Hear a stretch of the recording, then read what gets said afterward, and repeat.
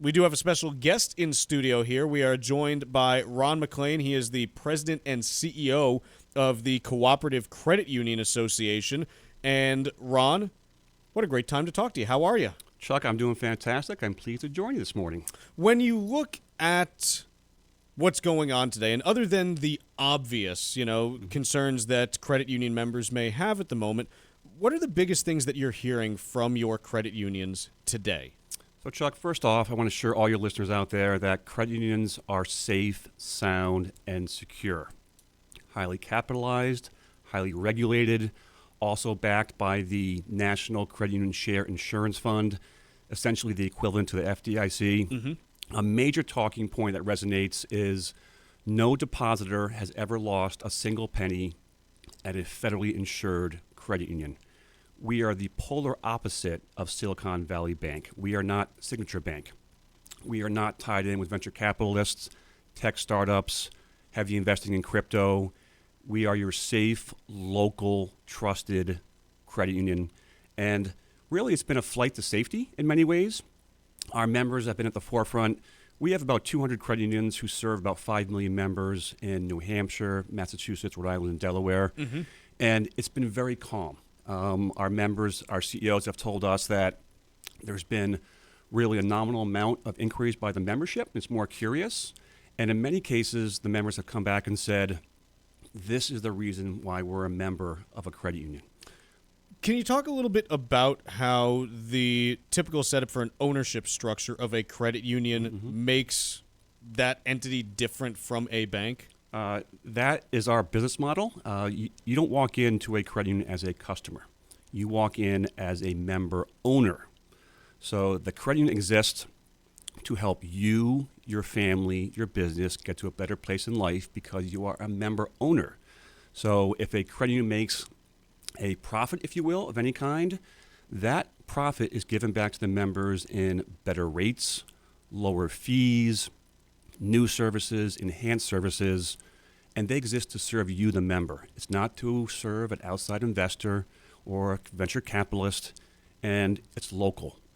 If you are a member of a credit union and pick a town or a city or state, that money stays there. It's amongst your neighbors, your friends, your families. When you talk about the fact that credit unions are local, one of the concerns that people inevitably bring up is, okay, what if I'm traveling on the other side of the country and I need money out of an ATM? Or what if I need to get in touch with someone when I'm, on the road or something like that?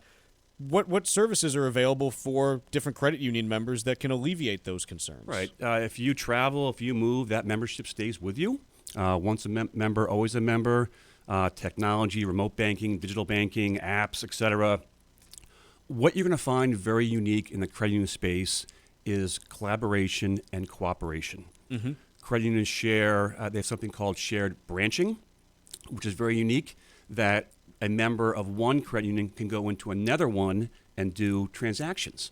Really? That's not for every single credit union in the country, but literally tens of millions of members can access that shared branching network. They also collaborate on ATMs, tens of thousands of ATMs across the country that you can do, surcharge free. And that makes us stand out and it kind of tells you a broader story of the credit union system. When you look at the banking industry as a whole right now, are there any larger concerns that you have when you look at just, what the business looks like today? Chuck, I would say I'd like to see the focus more on Main Street, not Wall Street, which is right in the credit union wheelhouse. I would love to see credit unions more empowered to do more to help consumers. If you're a consumer out there and you're not a member of a credit union and you join one, you're going to save hundreds of dollars, if not thousands of dollars per year. That's money back in your pocket, put more food on the table, maybe pay for some of those heating costs, save for the future for your kids' education. And I think, that focus not on that high risk, high return, focus on the essentials of helping people build a better life, financial well-being for all is something I would like to see banking go back to. We believe credit unions are banking how it should be. When you talk about things like that, I think a lot of people look back to the idea, people may remember from, the 50s and 60s, hey, I went into, the bank and I had a talk with the loan originator, and we were able to figure out a way to get me into the home that I wanted. Are those types of things more prevalent in the credit union environment because there's greater flexibility in some cases? Is that kind of more the focus there? Yeah, the credit union spirit, we use the term people helping people. From the 50s to today, you're going to have more technology, more ability to do that, certainly. I would hope so, yeah. Yeah, 1,000,000%. But they work with members every single day.